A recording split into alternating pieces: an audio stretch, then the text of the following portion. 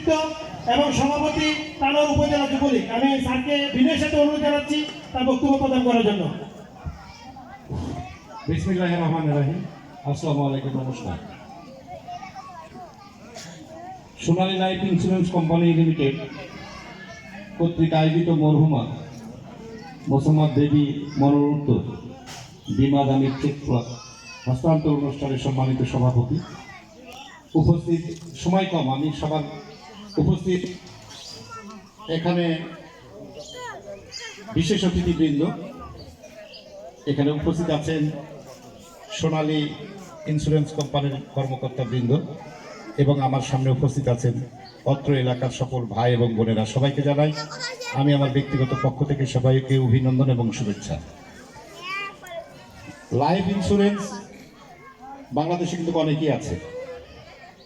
ওই যে একজন কথা বললো যে একটা টাইমে আসলে বিরূপ ধারণা কিন্তু আমাদের মধ্যে ছিল। তা আমি যেটা বিশ্বাস করি, এটা শুধুমাত্র যে লাইফ ইন্স্যুরেন্সকে আমরা দায়ী করি, দোষ দিই, এটাও ঠিক না। কিন্তু আমাদেরও কিন্তু অনেকটা দোষ আছে। কীরকম? যে আমরা একটা ইন্স্যুরেন্স খুললাম আমার নামে, আমি ঠিকভাবে চালাই না। আমি নিজের ব্যক্তিগত কথা বলি, আজ থেকে 15-20 বছর আমি একটা খুলে রেখেছি। আমি ওই ইন্স্যুরেন্স কোম্পানির নামই জানি না, এখন কত টাকা দিয়ে ওখানে আছে আমি নিজেও জানি না। প্রথমে 10,000 টাকা দিয়ে আমি খুলেছিলাম, আমার মনে পড়ে। আমি আর ওটা কোনো পেপারসও খুঁজে পাই না, ওই ইন্স্যুরেন্সের নামও জানি না। এটা তো ওনাদের ব্যর্থতা না, এই ব্যর্থতা তো আমার। শুধুমাত্র একটা লাইফ ইন্স্যুরেন্সকে দায়ী করে লাভ নাই। হ্যাঁ, এর মধ্যে অনেক প্রতারক থাকতেই পারে। আমরা পুরা গল্পটা, এই ইন্স্যুরেন্স কোম্পানির পুরা গল্পটা যেহেতু আমরা শুনতে পারি নাই, তারপরে ছোট্ট টাকার কথা উনি এর ফাঁকে বলেছেন যে এই সোনালী লাইফ ইন্স্যুরেন্সটা যেভাবে চলে, মানে যেভাবে পরিচালিত হয়, সেটাই যদি প্রকৃত তাই হয়ে থাকে, তাহলে আমি বলবো যে সবাই খারাপ মানুষ হয় না, ভালো মানুষ তো কিছু থাকে নাকি? তাহলে খারাপের মধ্যে ভালো এটা। আর আজকে এটাই প্রমাণ করে যে আজকে দুর্গাপুর প্রাথমিক বিদ্যালয় মাঠে আজকে মরণোত্তর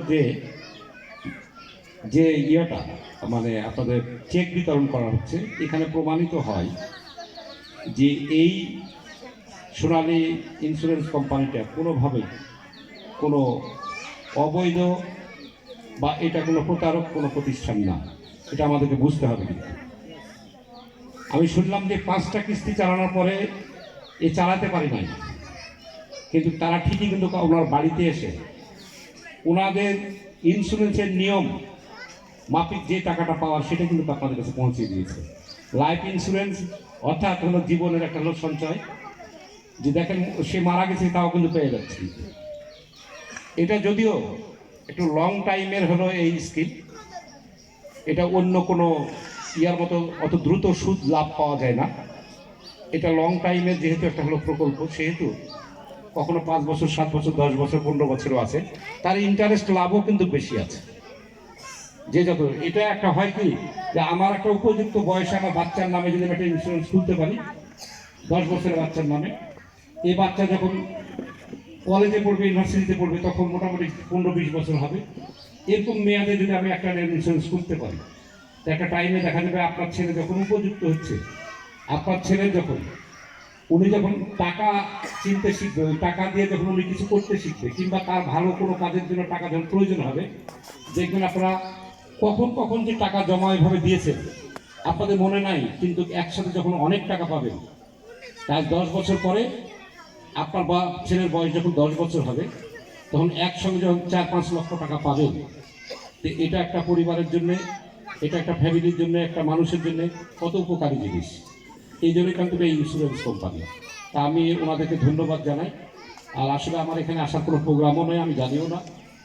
আমি সারাদিনই অফিস করেছি, করার পরে মনে করলাম কামারগাঁয়ে 2-1 জায়গায় আমি বসবো। আপনারা সবাই জানেন আর 2 মাস পরে আমার নির্বাচন, উপজেলা নির্বাচন। 2019 সালে 10ই মার্চে আমার নির্বাচিত হয়েছিলাম আমি, আপনারা করেছিলেন আমাকে। আবারও মে মাসের 4 তারিখে কিন্তু উপজেলা নির্বাচন হবে। যার জন্যই কিন্তু আমি অফিস শেষের পরে তারপরে বিভিন্ন আনাচে কানাচে বিভিন্ন এলাকায় পরিচিত মানুষ, দলের মানুষ, সাধারণ মানুষ, মোড়ে মোড়ে কিন্তু আমি হলো বিকাল টাইমে কিন্তু আমি সন্ধ্যা 7টা 8টা 9টা পর্যন্ত কিন্তু আমি হয় কামারগা না হয় বাধার না হয় তা কলমা নাই যে কোনো ইউনিয়নে আমি কিন্তু যাই। সেই ইয়া ধরেই কিন্তু আমি আজকে হলো ইয়াতে আসছিলাম, মালার মোড়ে।